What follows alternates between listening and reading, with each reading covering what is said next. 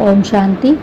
9 अक्टूबर 2024 के ईश्वरीय महावाक्य। मीठे बच्चे, विश्व का राज्य बाहुबल से नहीं लिया जा सकता, उसके लिए योग बल चाहिए। यह भी एक लॉ है। प्रश्न: शिव बाबा स्वयं ही स्वयं पर कौन सा वंडर खाते हैं? उत्तर: बाबा कहते हैं, देखो कैसा वंडर है, मैं तुम्हें पढ़ाता हूँ। यह मैंने किसी से कभी पढ़ा नहीं। मेरा कोई बाप नहीं, मेरा कोई टीचर नहीं, गुरु नहीं। मैं सृष्टि चक्र में पुनर्जन्म लेता नहीं, फिर भी तुम्हें सभी जन्मों की कहानी सुना देता हूँ।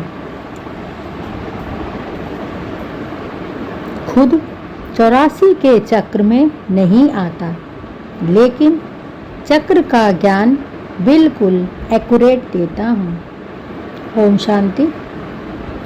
रूहानी बाप तुम बच्चों को सदर्शन चक्रधारी बनाते हैं, अर्थात तुम इस 84 के चक्र को जान जाते हो, आगे नहीं जानते थे। अभी बाप द्वारा तुमने जाना है। 84 के जन्मों के चक्र में तुम आते हो जरूर। तुम बच्चों को 84 के चक्र का नॉलेज देता हूँ। मैं स्वदर्शन चक्रधारी हूँ, परंतु प्रैक्टिकल में 84 जन्मों के चक्र में आता नहीं हूँ। तो इससे समझ जाना चाहिए, शिव बाप में सारा ज्ञान है।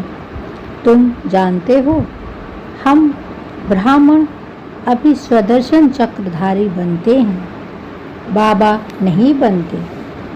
फिर उनमें अनुभव कहाँ से आया? हमको तो अनुभव प्राप्त होता है। बाबा कहाँ से अनुभव लाते हैं? जो तुमको सुनाते हैं। प्रैक्टिकल अनुभव होना चाहिए। प्रैक्टिकल अनुभव होना चाहिए ना। बाप कहते हैं, मुझे ज्ञान का सागर कहते हैं, परंतु मैं तो 84 जन्मों के चक्र में आता नहीं हूँ। फिर मेरे में यह ज्ञान कहाँ से आया? टीचर पढ़ाते हैं तो जरूर खुद पढ़ा हुआ है ना। यह शिव बाबा कैसे पढ़ा?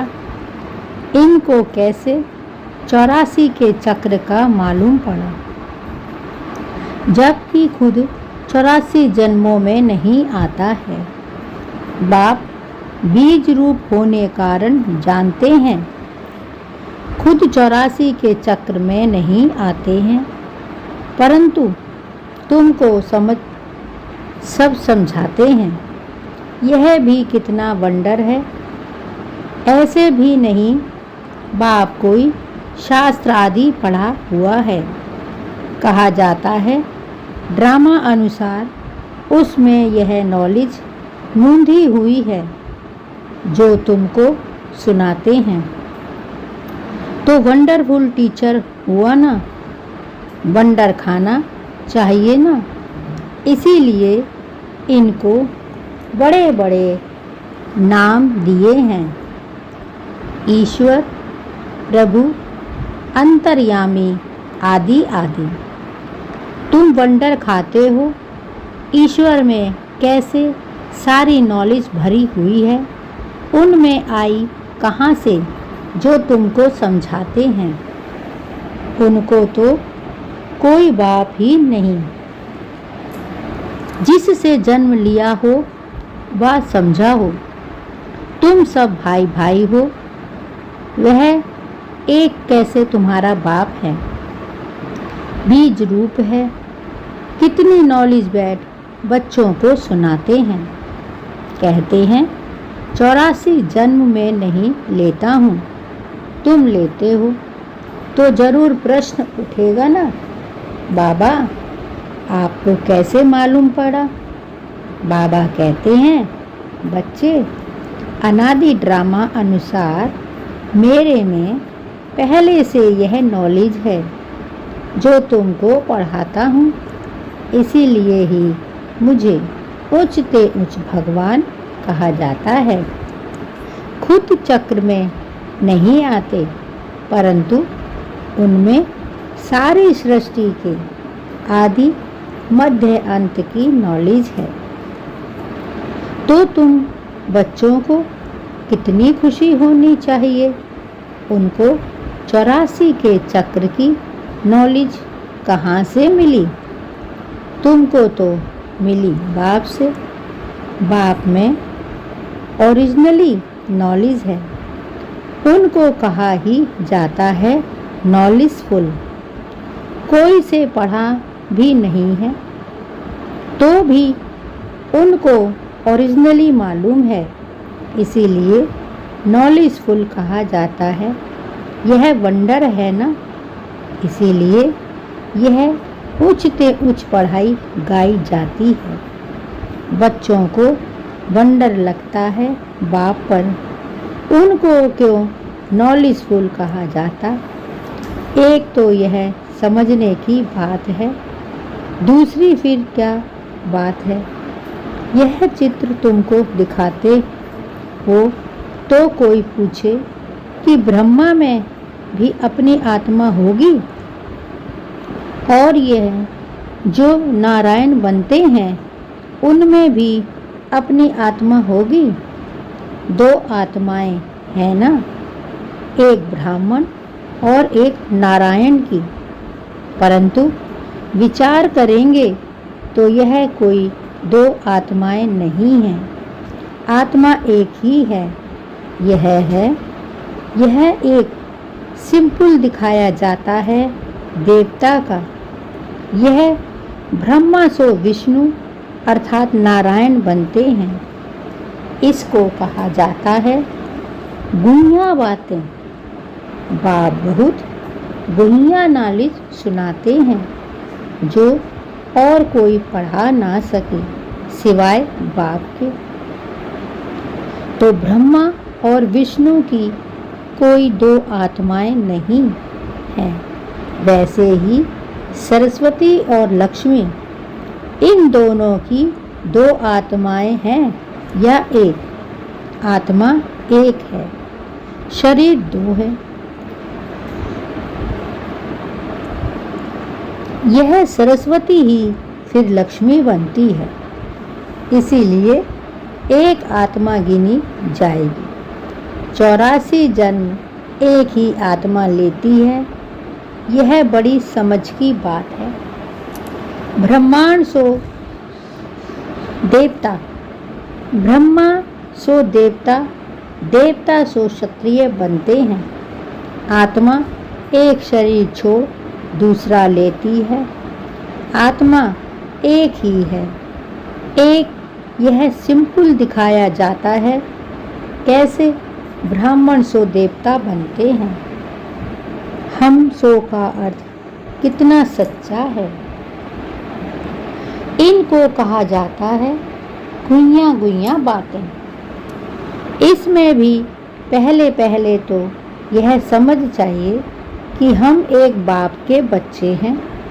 सभी आत्माएं असुर परम धाम में रहने वाली हैं, यहाँ पाठ बजाने आई हैं। यह खेल है। बाप तुमको इस खेल का समाचार बैठ सुनाते हैं। बाप तो ओरिजिनली जानते ही हैं, उनको कोई ने सिखलाया नहीं है। इस 84 के चक्र को वही जानते हैं जो इस समय तुमको सुनाते हैं। फिर तुम भूल जाते हो। फिर उनका शास्त्र कैसे बन सकता है? बाप तो कोई शास्त्र पढ़ा हुआ नहीं है, फिर कैसे आकर नई नई बातें सुनाते हैं। आधा कल्प है भक्ति मार्ग, यह बात भी शास्त्रों में नहीं है। यह शास्त्र भी ड्रामा अनुसार भक्ति मार्ग में बने हैं। तुम्हारी बुद्धि में शुरू से लेकर अंत तक इस ड्रामा की कितनी बड़ी नॉलेज है, उनको जरूर मनुष्य तन का आधार लेना पड़े।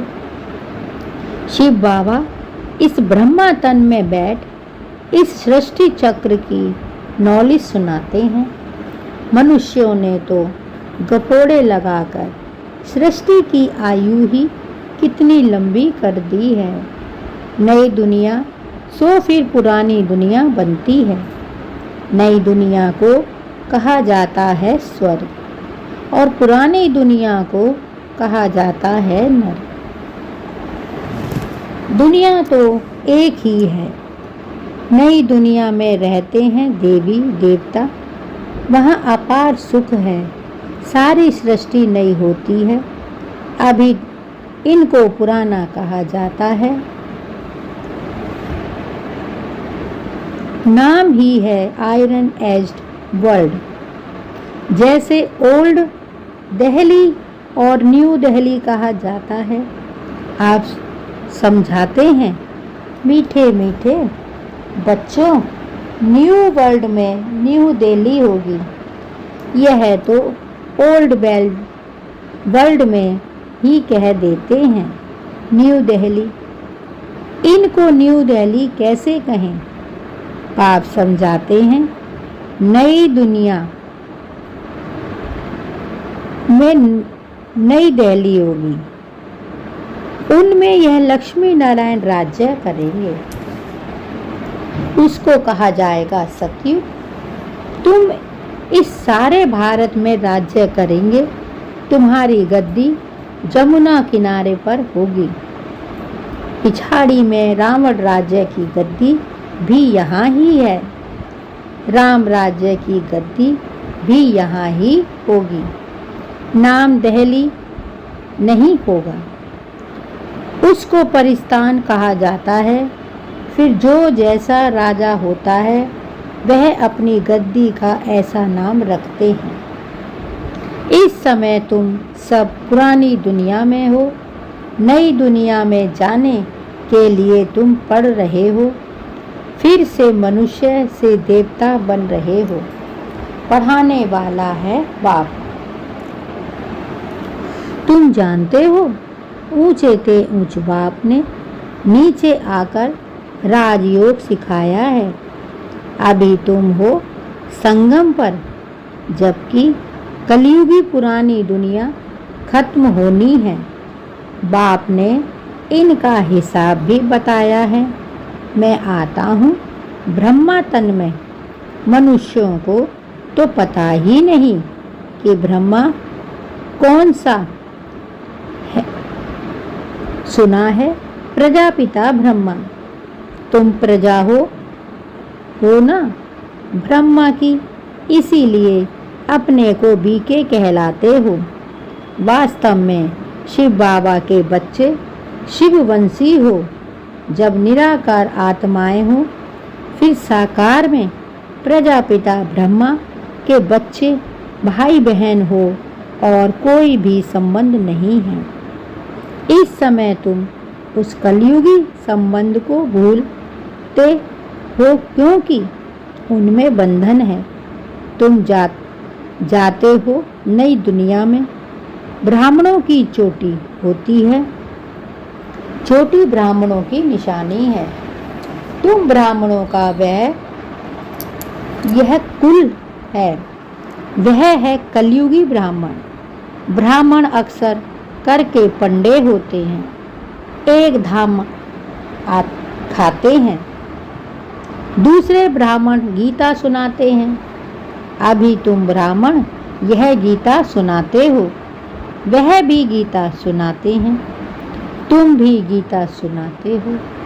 फर्क देखो कितना है। तुम कहते हो कृष्ण को भगवान नहीं कह सकते, कृष्ण को देवता कहा जाता है, उनमें दैवी गुण हैं, उनको तो इन आँखों से देखा जा सकता है। शिव के मंदिर में देखेंगे, शिव को अपना शरीर है नहीं, वह है परम धाम आत्मा अर्थात परमात्मा। ईश्वर प्रभु भगवान आदि अक्षर का कोई अर्थ नहीं निकलता, परमात्मा ही सुप्रीम आत्मा है। तुम ज्ञान सुप्रीम हो, फर्क देखो कितना है। तुम्हारी आत्मा का उस आत्मा में, तुम आत्माएं अभी परमात्मा से सीख रही हो, वह कोई से सीखा नहीं है। यह तो फादर है ना, उस परमपिता परमात्मा को तुम फादर भी कहते, टीचर भी कहते और गुरु भी कहते हैं। एक ही और कोई भी आत्मा बाप, टीचर, गुरु नहीं बन सकती। एक ही परम आत्मा है, उनको कहा जाता है सुप्रीम। हर एक को पहले फादर चाहिए, फिर टीचर चाहिए, फिर पिछाड़ी में चाहिए गुरु। बाप भी कहते हैं मैं तुम्हारा बाप भी बनता हूँ, फिर टीचर भी बनता हूँ और फिर मैं ही तुम्हारा सद्गति दाता सतगुरु भी बनता हूँ। सतगति देने वाला गुरु है ही एक, बाकी तो गुरु अनेक हैं। बाप कहते हैं मैं तुम सबको सद्गति देता हूँ, तुम सब सतयुग में जाएंगे, बाकी सब चले जाएंगे शांति धाम, जिसको परम धाम कहते हैं। सतयुग में आदि सनातन देवी देवता धर्म था, बाकी कोई धर्म है ही नहीं। सभी आत्माएं चली जाती हैं मुक्ति धाम। सद्गति कहा जाता है सतयुग को। पाठ बजाते फिर दुर्गति में आ जाते हैं। तुम ही सद्गति से फिर दुर्गति में आते हो। तुम ही पूरे 84 जन्म लेते हो। यथा राजा रानी तथा प्रजा जो उस समय होंगे 9 लाख तो पहले आएंगे, 84 जन्म 9 लाख तो लेंगे ना, फिर दूसरे आते रहेंगे। यह हिसाब किया जाता है। जो बाप समझाते हैं सब 84 जन्म नहीं लेते हैं, पहले पहले आने वाले ही 84 जन्म लेते हैं, फिर कम कम लेते आते हैं, मैक्सिमम है 84। यह जो बातें हैं और कोई मनुष्य नहीं जानते, बाप ही बैठ समझाते हैं। गीता में है भगवान वाच, अभी तुम समझ गए हो। आदि सनातन देवी देवता धर्म कोई कृष्ण ने नहीं रचा, यह तो बाप ही स्थापन करते हैं। कृष्णा की आत्मा ने 84 जन्मों के अंत में यह ज्ञान सुना है। जो पहले नंबर पे आया, यह बातें समझाने की हैं। रोज पढ़ना है। तुम स्टूडेंट हो भगवान के। भगवान वाच है ना, मैं तुमको राजाओं का राजा बनाता हूँ। यह है पुरानी दुनिया। नई दुनिया माने सतयुग। अभी है कलयुग। बाप आकर कलयुगी पति से सतयुगी पावन देवता बनाते हैं। इसीलिए कलयुगी मनुष्य पुकारते हैं, बाबा आकर हमको पावन बनाओ। कलयुगी पति से सतयुगी पावन बनाओ। फर्क देखो कितना है। कलयुग में है अपार दुख। बच्चा जन्मा सुख हुआ, कल मर गया दुखी हो जाएगा। सारी आयु कितना दुख होता है, यह है ही दुख की दुनिया। अभी बाप सुख की दुनिया स्थापन कर रहे हैं, तुमको स्वर्गवासी देवता बनाते हैं। अभी तुम पुरुषोत्तम संगम युग पर हो, उत्तम ते उत्तम पुरुष व नारी बनते हो।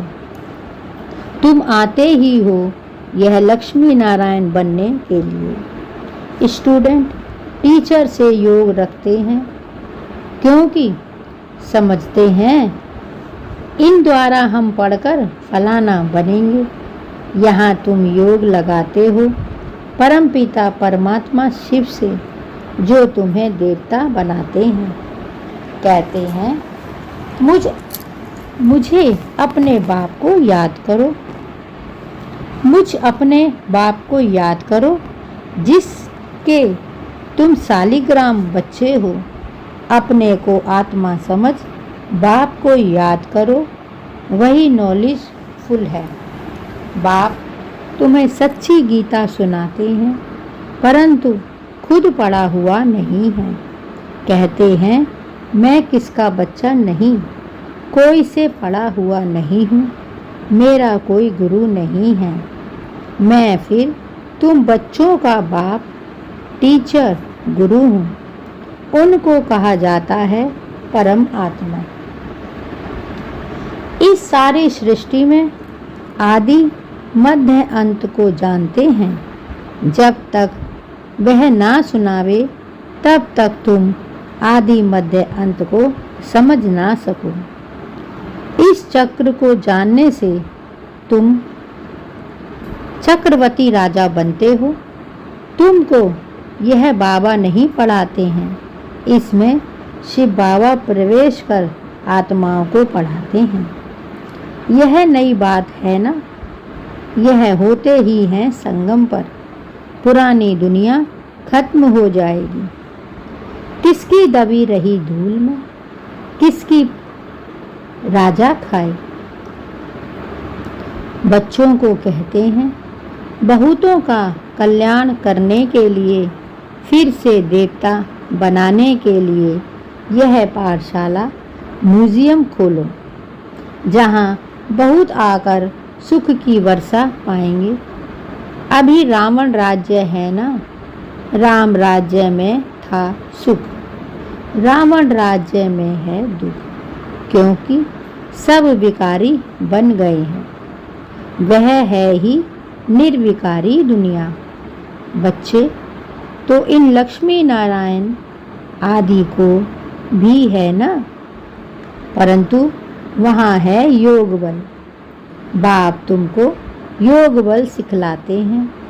योग बल से तुम विश्व के मालिक बनते हो।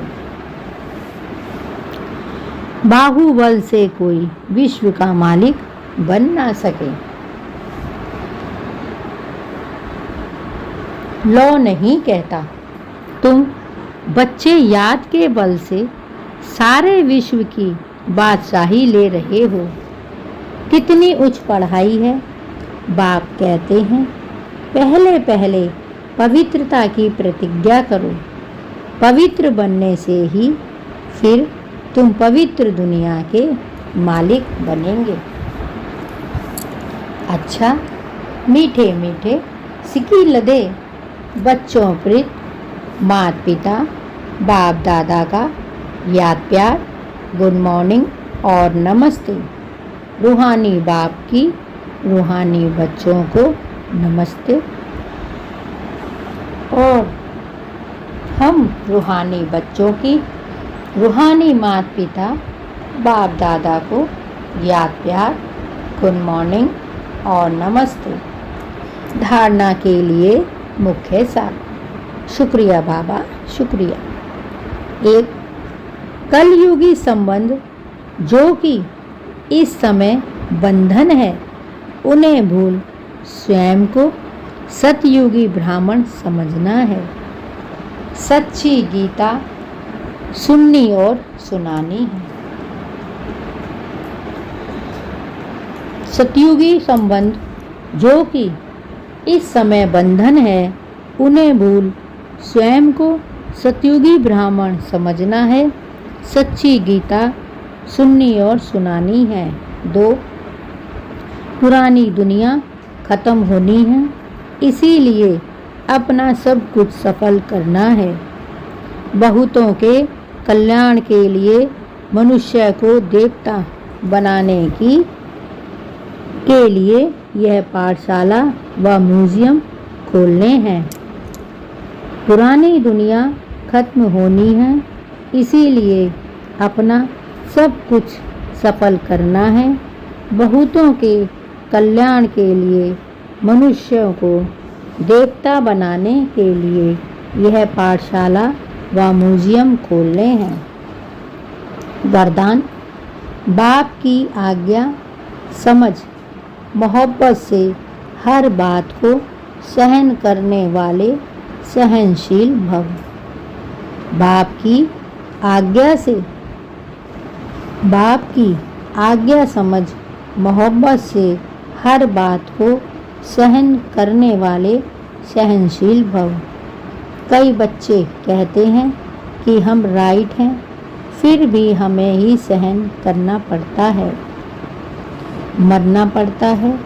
लेकिन यह सहन करना व मरना ही धारणा की सब्जेक्ट में नंबर लेना है। कई बच्चे कहते हैं कि हम राइट हैं, फिर भी हमें ही सहन करना पड़ता है, मरना पड़ता है। लेकिन यह सहन करना व मरना ही धारणा की सब्जेक्ट में नंबर 1 लेना है। इसीलिए सहन करने में घबराओ नहीं। इसीलिए सहन करने में घबराओ नहीं। कई बच्चे सहन करते हैं, लेकिन मजबूरी से सहन करना तो मोहब्बत में सहन करना, इसमें अंतर है। बातों के कारण सहन नहीं करते हो, लेकिन बाप की आज्ञा है सहनशील बनो। तो आज्ञा समझ मोहब्बत में सहन करना अर्थात स्वयं को परिवर्तन कर लेना, इसकी ही मार्क्स है। लेकिन मजबूरी से सहन करना और मोहब्बत में सहन करना, इसमें अंतर है। बातों के कारण सहन नहीं करते हो, लेकिन बाप की आज्ञा है सहनशील बनो। तो आज्ञा समझ मोहब्बत में सहन करना अर्थात स्वयं को परिवर्तन कर लेना, इसकी ही मार्क्स है। स्लोगन। जो सदा खुशी की खुराक खाते हैं वह तंदुरुस्त रहते हैं। जो सदा खुशी की खुराक खाते हैं वह तंदुरुस्त रहते हैं। ओम शांति।